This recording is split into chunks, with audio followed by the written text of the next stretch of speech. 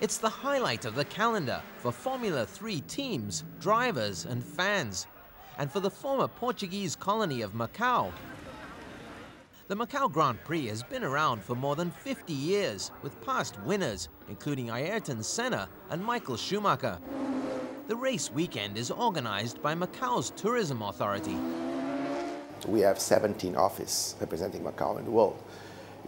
We are promoting the big events of Macau and giving support for the travel agencies to organize the package, facilitation the selling of tickets, and promoting the event itself. But the event needs little promoting among the racing fraternity, like Britain's RR team. As a race meeting, it's the most prestigious race that we do, so we have to come here as almost as a loss leader, show our abilities, you know. But basic cost for 2 cars, you're looking 60,000 sterling for the entire race weekend with personnel, hotels, flights, freight charges. So yeah, it's a big expense, but it's well worth doing, I think. For RR driver Mike Conway, it's the one time in the year he'll get to pit his skills against the best that the rest of the world has to offer. It's a really big race, really test of a driver here because you've got such a roller coaster ride through the mountain section. You know, it's an awesome street track, no other circuit you'll find basically like this. And the young drivers are all keenly aware that several past champs have stepped from victory here straight into Formula One. I mean, you try not to think too much about what's happened, you know, what could happen in the future. For fans, that chance to watch possible stars of the future is a big pull. And these days, people are coming from further afield to take in the packed weekend of racing events. There are now direct air links between Macau and several Asian capitals.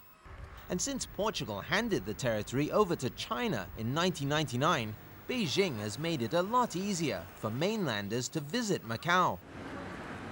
Since 2000, the number of visitors to the tiny enclave of just 500,000 has tripled to 21 million people a year. Right now, about half the tourists that come to Macau are day trippers from Hong Kong and the mainland. Macau is working hard, though, to convince people to stay longer and to show the world it has a lot more to offer than the race weekend and a chance to try your luck at the casinos. We try really to use this event as a leitmotiv to talk about Macau, talk about motorsport, talk about the capacity of organizing big events, and talk about the destination.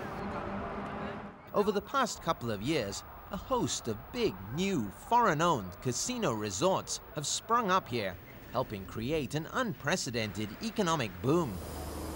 But away from the din of new construction lies another Macau.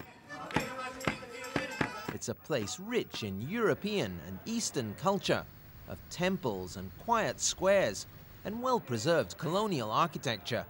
And it's a hit with race fans.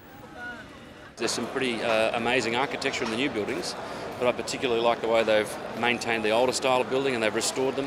It's got some of the most amazing little sections that you don't normally find in Hong Kong or other parts of Asia.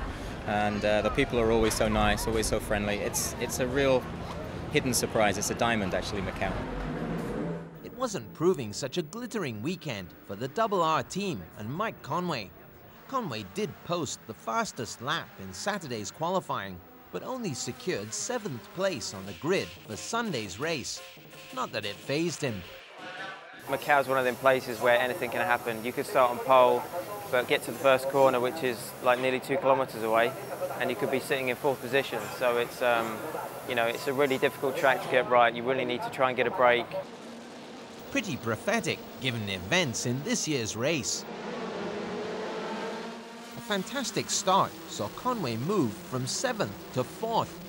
Then at the first corner, the leading 3 drivers crashed out, with Conway zipping safely through the mess into 1st place.